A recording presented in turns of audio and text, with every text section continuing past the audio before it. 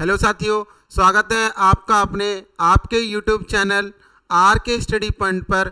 जैसा कि आपको पता है कि अपनी जो रेलवे की साइंस की सीरीज चल रही है उसमें मैं आपको फिजिक्स पढ़ा रहा हूं।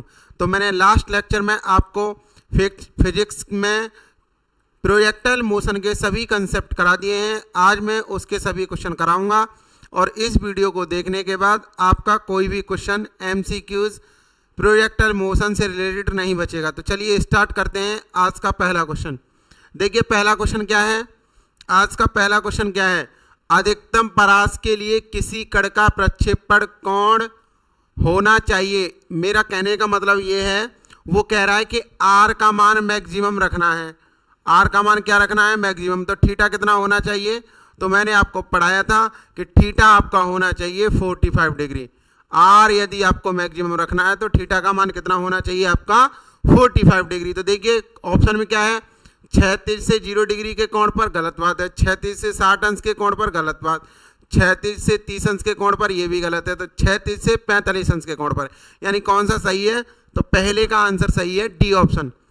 पहले क्वेश्चन का आंसर आएगा अपना डी ऑप्शन। चलिए दूसरा क्वेश्चन पढ़ते हैं। दूसरा क्वेश्चन क्या है, जिन प्रारंभिक प्रक्षेपण कोणों के लिए एक प्रक्षेप समान क्षैतिज परास तय करता है, यानी आर का मान क्या है, समान R1 बराबर क्या होना चाहिए बताइए, R2।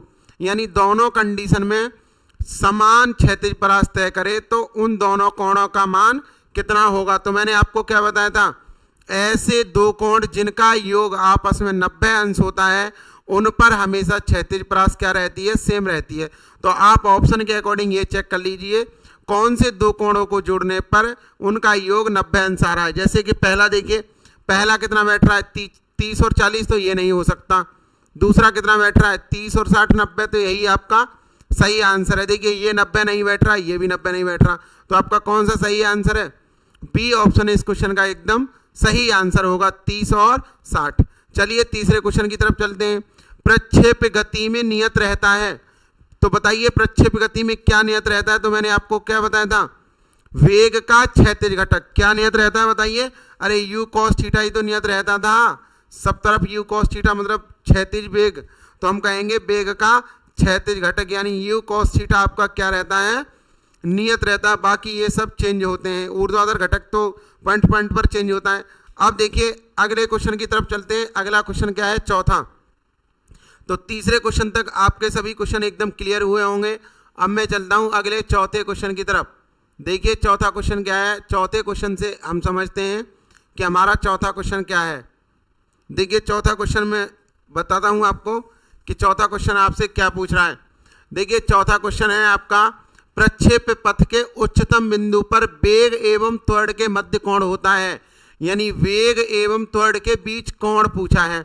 तो मैंने देखिए आपको क्या बताया था, ये हाईएस्ट पॉइंट होता था ये वाला, ये ऊपर वाला वेग तो बी वाई कितना हो जाता आपका 0 हो जाता।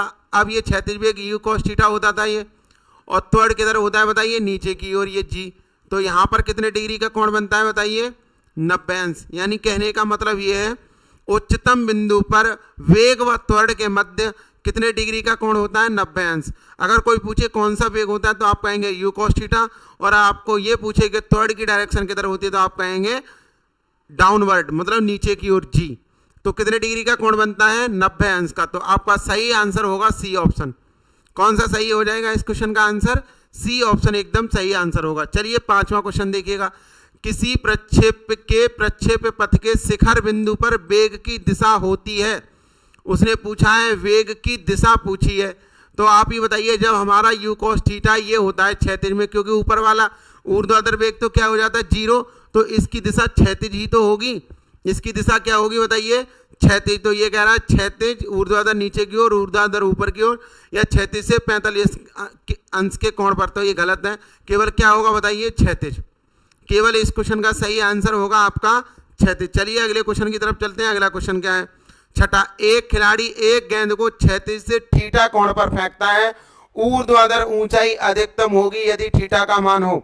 आपसे पूछ रहा है कि एच का मान यदि मैक्सिमम है तो आप थीटा बताइए। तो मैंने क्या बताया था, यदि एच मैक्सिमम आपको लाना है तो थीटा का मान आपका कितना होगा 90 डिग्री। अगर आर मैक्सिमम लाना होता था तो 45, और अगर आपको एच मैक्सिमम मतलब अधिकतम ऊंचाई तक फेंकना है तो आपको थीटा का मान कितना रखना होगा 90 डिग्री। तो इस क्वेश्चन का सही आंसर होगा डी ऑप्शन।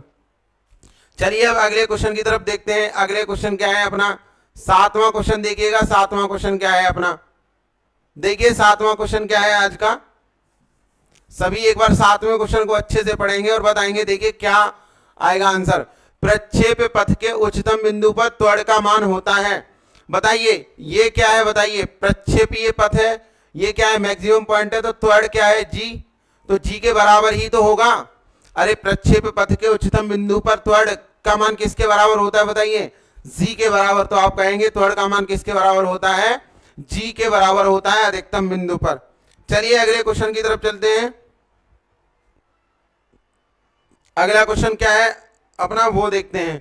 देखिए अगला क्वेश्चन क्या है, अगले क्वेश्चन को अच्छे से समझेंगे और बताएंगे कि आपको समझ में आ रहा है या नहीं आ रहा। देखिए 8वां और 9वां क्वेश्चन देखते हैं। अब हम 8वां और 9वां क्वेश्चन देखिए। 8वां क्वेश्चन क्या है अपना वो देखिएगा आप। देखिए 8वां क्वेश्चन, 8वां क्वेश्चन है अपना एक क्रिकेट बॉल को क्षैतिज से 45 अंश के कोण पर के गतिज ऊर्जा से मारा जाता है तो उच्चतम बिंदु पर गतिज ऊर्जा होगी। देखिए थीटा कितना है आपका 45 डिग्री और प्रारंभिक काइनेटिक एनर्जी कितनी है के। तो आपसे पूछ रहा है कि उच्चतम बिंदु पर के डैश का मान पूछ रहा है हाईएस्ट पॉइंट पर। तो के डैश बराबर मैंने आपको क्या लिखवाया था, के डैश बराबर लिखवाया था आपको, के डैश बराबर कल मैंने लिखवाया था के कॉस स्क्वायर थीटा, यही तो लिखवाया था। तो के डैश बराबर क्या हो जाएगा देखिए, तो के तो के ही रहेगा। अब थीटा कितना है आपका 45 डिग्री, तो आप लिखेंगे कॉस स्क्वायर 45 डिग्री। तो के डैश बराबर हो जाएगा आपका के इंटू कॉस 45 की वैल्यू कितनी होती है बताइए 1/√2 और उसका कर देंगे होल स्क्वायर। तो के डैश बराबर आ जाएगा आपका के इंटू 1/√2 कवर करेंगे तो ये 1/2 आ जाएगा। तो k/2 हो जाएगा, k/2। देखिए कोई है ऑप्शन में k/2, तो ये ऑप्शन है अपना बी ऑप्शन, यानी मैक्सिमम पॉइंट पर जो काइनेटिक एनर्जी होगी वो हो जाएगी आपकी k/2। अब देखिए अगले क्वेश्चन की तरफ चलते हैं, 9वें की तरफ। देखिए 9वां क्वेश्चन क्या है, 9वां क्वेश्चन अच्छे से समझिए। 9वां क्वेश्चन क्या है, एक संगमरमर ए को ऊर्ध्व गिराया जाता है, दूसरा अभिन्न संगमरमर बी उसी स्थान से उसी क्षण क्षैतिज दिशा में प्रक्षेपित किया जाता है। तो आपको यह बताना है कि ए पृथ्वी पर बी से पूर्व पहुंच जाएगा, बी पृथ्वी पर ए से पूर्व पहुंच जाएगा, या दोनों ए व बी एक ही क्षण पहुंचेंगे, या उपयुक्त में से कोई नहीं। तो मैं एक क्वेश्चन आपके लिए छोड़ता हूं, देखता हूं कि आप कैसे दिमाग लगाकर इस क्वेश्चन का आंसर देंगे। तो मैं समझ जाऊंगा कि आपने प्रोजेक्टाइल मोशन पढ़ी है या नहीं पढ़ी है। मुझे आशा है कि आप इस क्वेश्चन का एकदम सही आंसर देंगे। चलिए अगला क्वेश्चन मैं 10वां कराता हूं, ये आपके लिए है और इंपोर्टेंट भी है। आप इस क्वेश्चन का आंसर कमेंट में कीजिए, तब मैं देखता हूं कि आप क्या आंसर देते हैं। चलिए 10वां क्वेश्चन देखते हैं। अब 10वां देखिए, 10वां क्वेश्चन क्या है। 10वां क्वेश्चन है आपका एक प्रक्षेप का प्रारंभिक वेग, प्रारंभिक वेग कितना दिया है, u बराबर 3i cap plus 4j cap metre प्रति सेकंड है। महत्तम ऊंचाई पर इसका वेग होगा। देखिए उसका जो प्रारंभिक वेग जो दिया है वो दिया है आपका 3i cap plus 4j cap दिया है। अब देखिए महत्तम ऊंचाई पर, महत्तम ऊंचाई पर केवल क्या रह जाता है बताइए, ux रह जाता है, ux ही तो रह जाता है इधर, और uy तो आपका क्या हो जाता है, uy हो जाता है 0। मैक्सिमम पॉइंट पर uy कितना हो जाता है आपका 0 हो जाता है इस मैक्सिमम पॉइंट पर, इस वाले पर।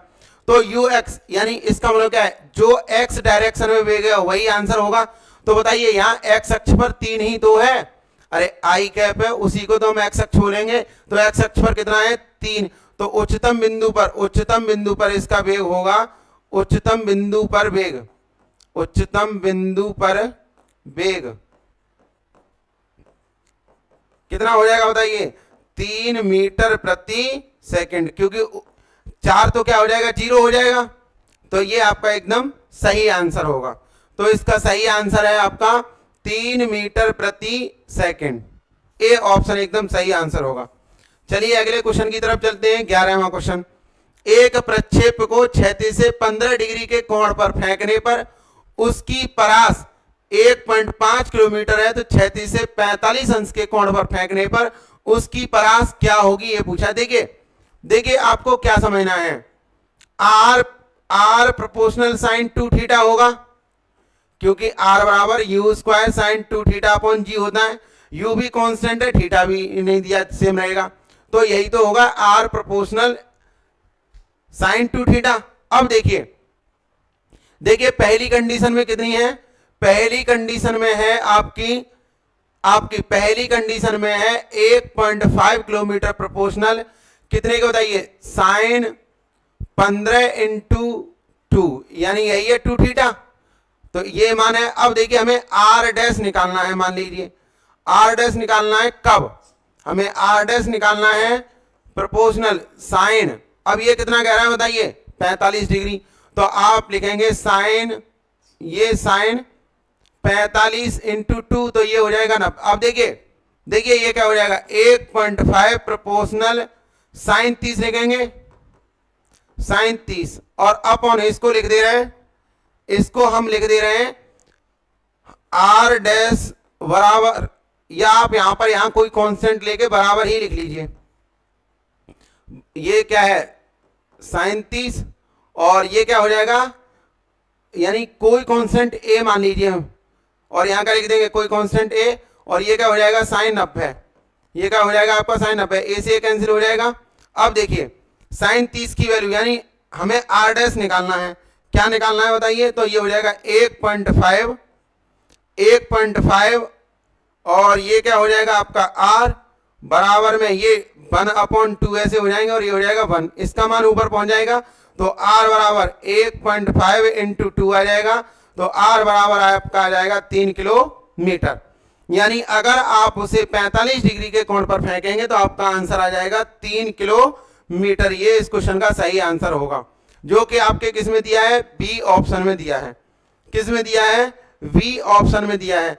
तो मुझे आशा है कि आपको सभी क्वेश्चन एकदम अच्छे से समझ में आए होंगे, आपको सभी क्वेश्चन एकदम अच्छे से समझ में आए होंगे।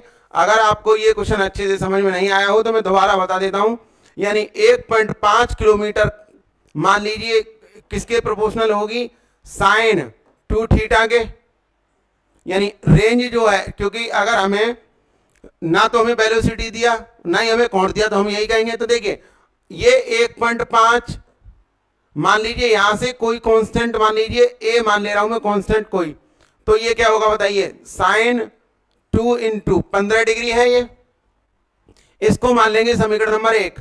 अब हम आर डैश मान ले रहे हैं दूसरी वाली, यहां भी ए कांस्टेंट मान ले रहे हैं, और ये क्या हो जाएगा बताइए, ये हो जाएगा साइन 2 इंटू 45 डिग्री, इसको मान ले रहे हैं समीकरण नंबर 2।